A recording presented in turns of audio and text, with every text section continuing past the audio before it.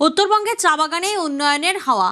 অসম মডেলে বাংলাতেও চা বাগানের উন্নয়নে একাধিক প্রতিশ্রুতি মুখ্যমন্ত্রীর। আশায় বুক বাঁধছেন চা শ্রমিকরা।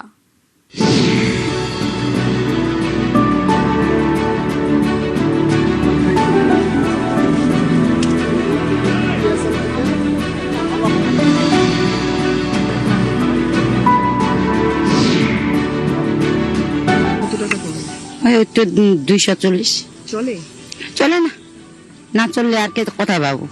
ওইভাবে চলি, 40 টাকা 45 টাকা করে হাজিরা দেয় 200, বাড়ালে ভালো হয়, না হলে তো সংসার চলে না। 245 টাকায় কি সংসার চলে?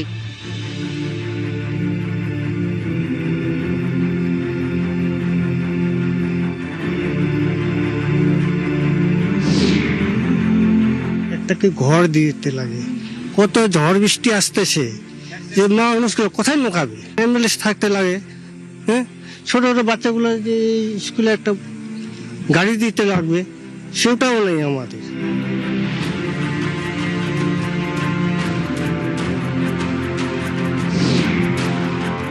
পেনশন যেটা, সেই পেনশনটা একটা খুবই জঘন্য অবস্থা, যে বলতেও লজ্জা লাগে। 1000-1500 টাকা পেনশন হয়, একটা মানুষ চলতে পারে।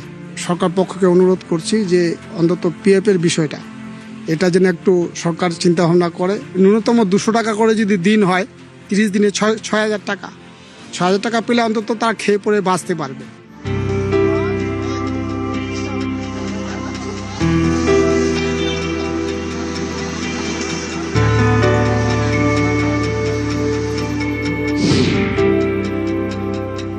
টাকা বাড়বে, তোমাদের ভরসা পাচ্ছ? কি মনে হচ্ছে? হ্যাঁ ভালো হবে। আমাদের ওটা হলে আমরা ওটাই তো চাইছি। ভরসা পাচ্ছ? হ্যাঁ, কেন পাবো না? সবাই যদি যোগ দেয় তাহলে ঠিকই ভরসা হবে আমাদের। পাল্টে গেছে, এটা যে আমাদের করে দেয় কি ভালো, করে আমাদের হাজিরাটা বাড়াতে লাগে। যে বাগানে যেটা নিয়ম, সেই নিয়ম যদি কাজটা হয় আমাদের খুব ভালো হয়। বিজেপি সরকারের উপর পুরো ভরসা করছে।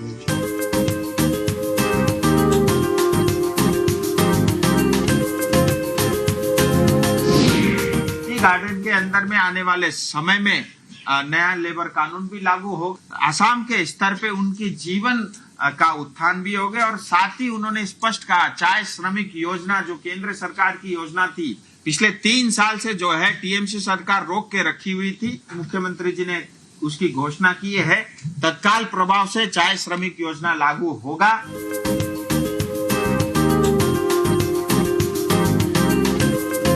মুখ্যমন্ত্রী উত্তর খুলনা এলেন এবং চা বলয় ও চা শ্রমিকদের উন্নতির স্বার্থে একাধিক পদক্ষেপ হবে সে কথা বলেও গেলেন।